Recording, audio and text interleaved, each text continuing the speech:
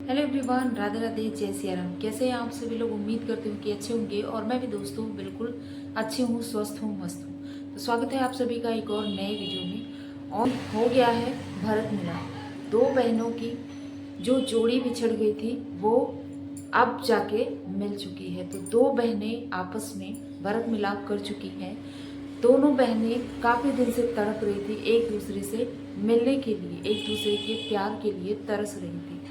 तो अगर दुश्मन होता तो एक पल के लिए शायद छूट भी जाता, लेकिन खून का रिश्ता था। दूसरे के गले लगकर दोनों बहनें खूब रोई, खूब रोई, खूब रोई और अपनी जो भी गिला शिकवा शिकायत थी वो सारा सब कुछ दूर करके और फिर से जो है वो एक हो चुकी है। जी हाँ, तो आइए अब हम सब भी एक हो जाते हैं।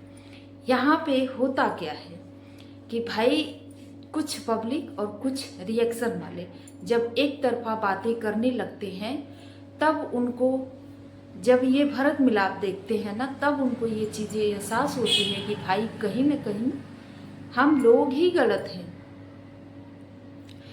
जब दो बहनों के बीच में या किसी दो क्रिएटर के बीच में जब कंट्रोवर्सी होती है तो पब्लिक या रिएक्शन वाले कहीं ना कहीं, कुछ रिएक्शन वाले एक साइड सपोर्ट करते हैं, कुछ रिएक्शन वाले जो होते हैं किसी एक पर्सन को सपोर्ट करते हुए अपने पॉइंट ऑफ व्यू रखते हैं, और कुछ रिएक्शन वाले जो होते हैं वो निष्पक्ष अपनी बातें रखते हैं, किसी की तरफ नहीं होते हैं। जो और कुछ पब्लिक जो होती है वो एक तरफ का हर चीज़ देखने लगती है, एक साइड को सपोर्ट करने लगती है और एक साइड के लिए दूसरी साइड को गालियां तक दे डालते हैं। कहीं ना कहीं जब कंट्रोवर्सी होती है तो कहीं ना कहीं हर चीज़ का जिम्मेदार ये पब्लिक होती है और रिएक्शन वाले होते हैं। लेकिन जब भरत मिलाप होता है तो जिम्मेदार कौन होता है?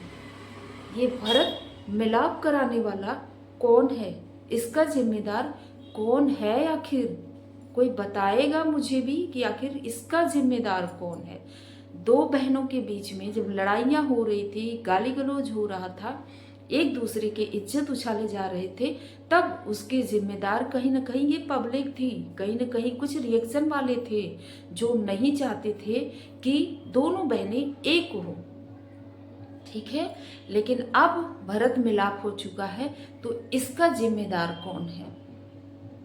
इसका जिम्मेदार भी कहीं ना कहीं पब्लिक है और कहीं ना कहीं रिएक्शन वाले भी हैं। ठीक है, तो यहाँ पे एक चीज़ समझ में आई है कि जब भी किसी दो पार्टी से, इस वाले पार्टी से इस वाले पार्टी से जब कंट्रोवर्सी होती है तो हमारे दिमाग में एक बातें अब फीड कर लेना चाहिए कि ये कहते हैं ना कि ये जो कंट्रोवर्सी होती है वो व्यूज़ के लिए होती है। ठीक है, ये जो सोशल मीडिया है यहाँ पे रियल लाइफ अलग होती है और रियल लाइफ अलग होती है। जब कंट्रोवर्सी होती है दो क्रिएटर के बीच में या दो बहनों के बीच में या किसी भी फैमिली के बीच में जब कंट्रोवर्सी होती है तो हमें अपनी बातें निष्पक्ष तरीके से रखना चाहिए। कभी भी किसी का एक तरफा सपोर्ट नहीं करना चाहिए, क्योंकि अंत में एक तरफा सपोर्ट करने वाला बुरा बन जाता है। अब क्या करेंगे वो लोग जो इन मैडम के खिलाफ थे और क्या करेंगे वो लोग जो इन मैडम के खिलाफ थे? क्योंकि दोनों बहनें तो अब एक हो चुकी हैं। तो फिर जो लोग गाली खाए वो लोग कहाँ जाएंगे? अब किधर मुंह छुपाएंगे? तो भैया मैं यही बोलूँगी कि अपनी बात रखिए निष्पक्ष तरीके से, क्योंकि यहाँ पे हाथी के दांत खाने के कुछ और, दिखाने के कुछ और होते हैं। मैं ये नहीं कहूँगी कि रूपा पूरी तरह से गलत थी, लेकिन मैं ये भी नहीं कहूँगी कि सारी की सारी गलती रजनी की ही थी। अब चलो भाई, यहाँ पे दो पार्टी तो एक हो गई, लेकिन अब तीसरी बहन की कमी खल रही है। तीसरी बहन को भी अब मिल जाना चाहिए। जो एक दूसरे के लिए एक दूसरे का शकल तक ना देखने की कसम खाते थे दावे करते थे सोशल मीडिया पे, वो दो बहनें एक हो चुकी हैं। लेकिन अभी नया नया कंट्रोवर्सी हुआ है छोटी जिज्जी से।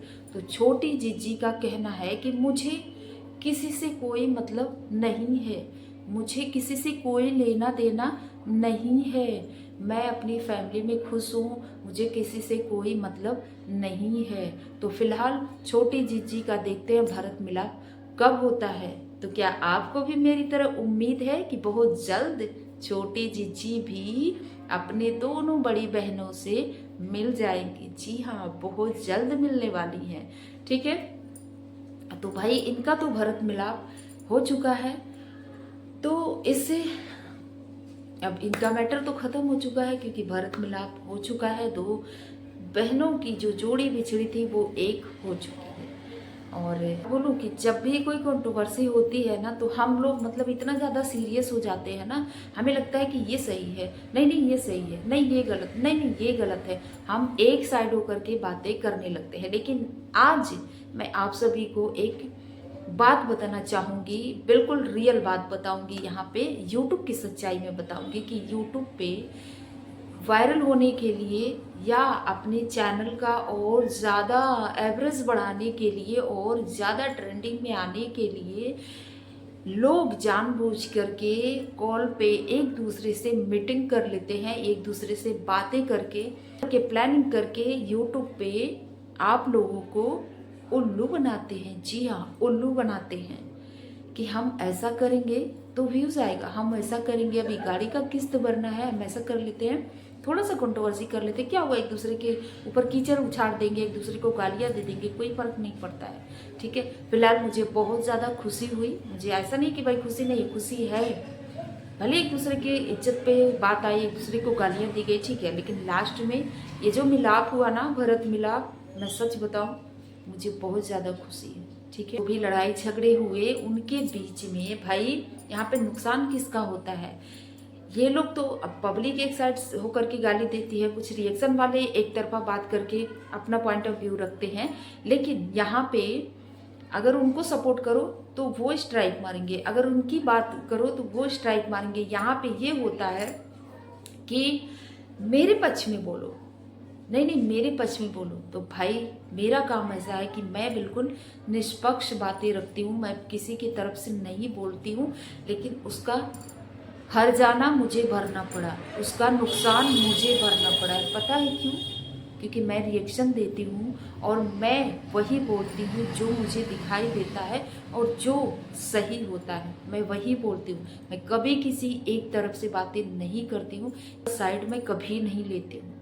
ठीक है, जहाँ पे जो जैसा गलत होता है मैं अपने चैनल के माध्यम से रखती हूँ। तो इनके लड़ाई झगड़े में, इनके कंट्रोवर्सी के चक्कर में भाई मेरा चैनल तो गया, इनका क्या हुआ? ये तो भाई एक हो गए, लेकिन नुकसान किसका हुआ? पब्लिक गालियाँ खाती है, कुछ रिएक्शन वालों का चैनल चला जाता है, तो यहाँ पे नुकसान किसका होता है? तो भाई मेरे चैनल पे जो डिजिटल संध्या चैनल है, यहाँ पे मैं लगा दे रही हूँ, मेरे चैनल पे अपलोडिंग बंद हो चुकी है, क्योंकि मेरे चैनल पे आई है स्ट्राइक।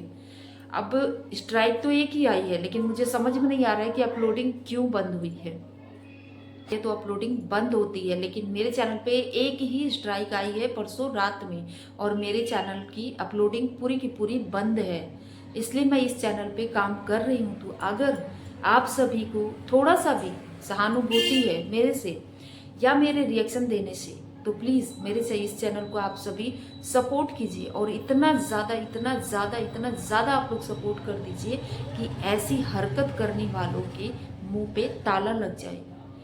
जो लोग ये बोलते हैं कि अगर मेरे सपोर्ट में नहीं बनाओगे तो स्ट्राइक दे देंगे, अगर मेरे खिलाफ कुछ बोले तो स्ट्राइक दे देंगे, अगर मेरे खिलाफ गए तो मैं ऐसा कर दूंगा, ऐसे लोगों की मनमानी कहीं ना कहीं आप लोगों की वजह से चल रही है। तो प्लीज़ ऐसे लोगों को रोकना होगा, हमें और आपको। किसी एक के खड़ा होने से कुछ नहीं होगा जब तक आप लोग साथ नहीं देंगे।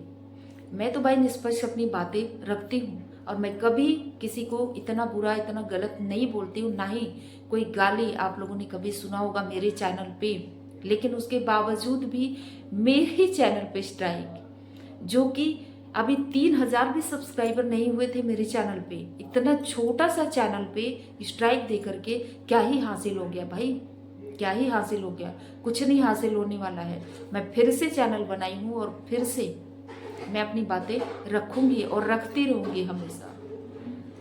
तो बस जाते जाते आप सभी से यही कहूंगी कि कभी भी अगर कोई नौटंकी सोशल मीडिया पे दिखाता है तो सबसे पहले उनके चैनल को रिपोर्ट करिए। दूसरी बात, उनको देखना बंद कर दीजिए, क्योंकि तो यहाँ पे कभी भी आप लोग इतना सीरियस मत होइए किसी भी क्रिएटर को लेकर के कि नहीं इनके साथ गलत हो रहा है, नहीं ऐसा हो गया, क्योंकि अभी बहुत सारे लोग यहाँ पे ड्रामा कर रहे हैं। आपको पता है राधा राज का मैटर अभी सॉल्व हुआ है भाई, उनके पति तो जैसे तैसे आ गए और पूरा कहानी आप सभी को पता है कि सच्चाई क्या है, रियल क्या है, फेक क्या है, सब कुछ आपको पता है।